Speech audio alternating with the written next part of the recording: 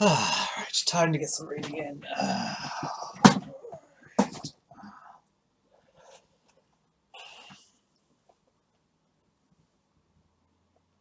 And his name is... It's John Bunday.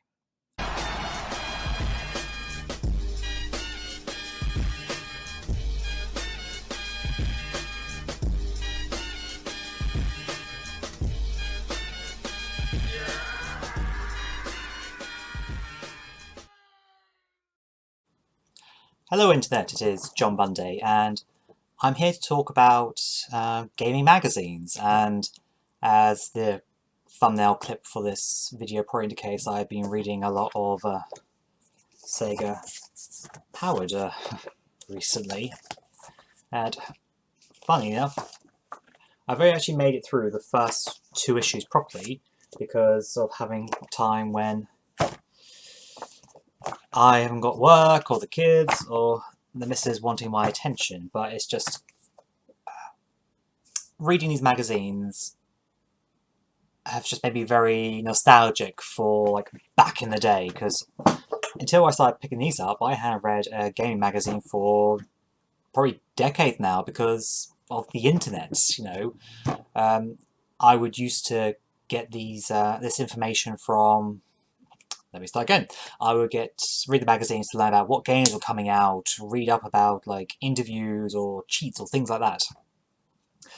But then once the internet became such a big thing, and I would go to places like IGN to get my information, and it's like, well, and that's probably what led to the death of a lot of magazines, sadly. So, but yeah, and for you who watch my videos, probably think, hang on, John, you weren't going to pick up the latest issue until you know that the demo disc was all gone because you didn't want to stop people with Dreamcasts from getting it. And yes, I have it, and I realised that I left it, I think, a reasonable amount of time before picking up, and I wanted to get the magazine before it sold out. Because I think Sega Power are quite good at getting the magazines back in stock, but I thought, well, I want to pick it up. If people who are really desperate for the demo disc would have done so by now, so, and I might emulate it on my PC, Or if one of my friends who has a Dreamcast, give it a try on that. So, moving on. The reason why it's been making me so nostalgic is just I don't want to just talk about how good that particular one is, even though Sega Powered is definitely worth checking out. But there are a lot of others that have come out. Like I know there's Retro Gaming, if I remember correctly, and Sega Mania, just to name a couple.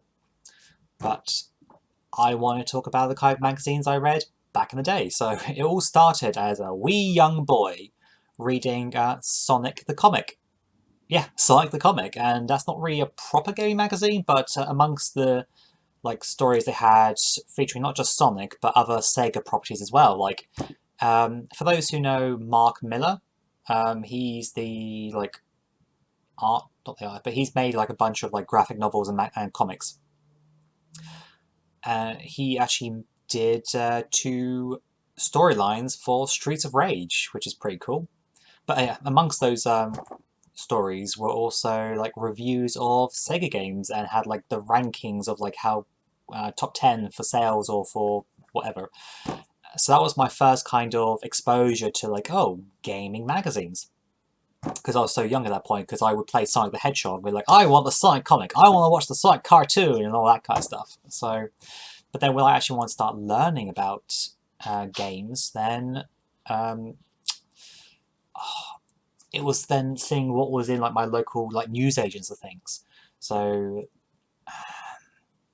Sonic comic I had, or my dad got a like subscription for the longest time. So I had that for a long time. When I actually started looking at other magazines, I haven't got them at all anymore. I got rid of them a long time ago, so I'm trying to remember the title. But like, there are some where I pick up the odd one because they were in the shops, like maybe Game Master, but it wasn't something I would religiously get. But there were, I do know that I eventually, once I got into like the N64 Game Boy kind of stuff, got like the official Nintendo magazine, so I did get that for a while as well. So that was pretty good. But then there was this unofficial Game Boy magazine, like I just love reading that for all the Game Boy Color and Game Boy Advance like information it had. And it's just something quite nice about, going to the shops, picking up a magazine and then like reading it on the car on the way home or coming home and then sitting down and just like absorbing it cover to cover. And normally they would have like gorgeous artwork in there as well.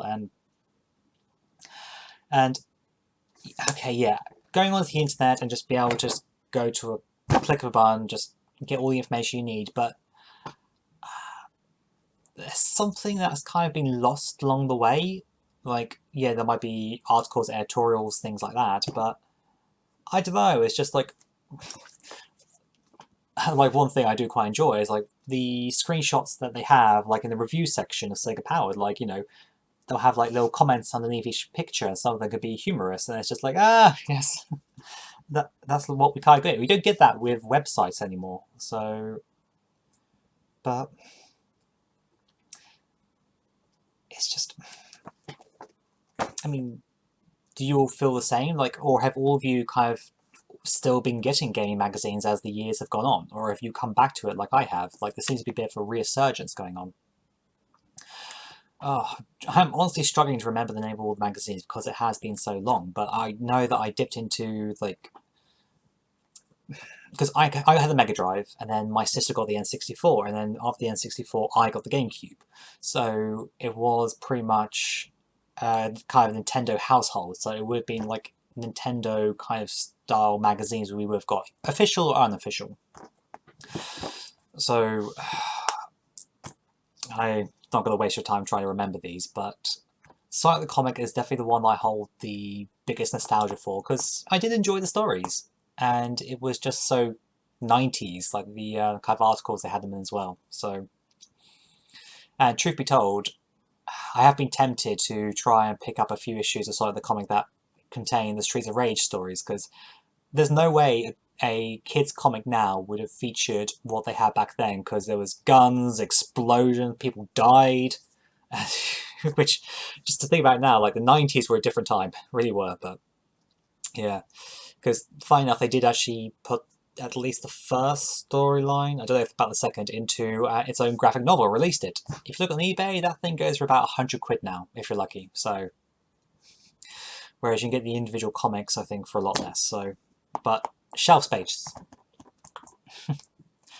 A lot of rambling, but I'm curious to see what memories you'll have about the magazines that you used to read as kids, or, over your gaming journey, and what you read now. So either pop a comment, or if you fancy doing a video response, I'd like to see a bit more, of a discourse about this kind of stuff.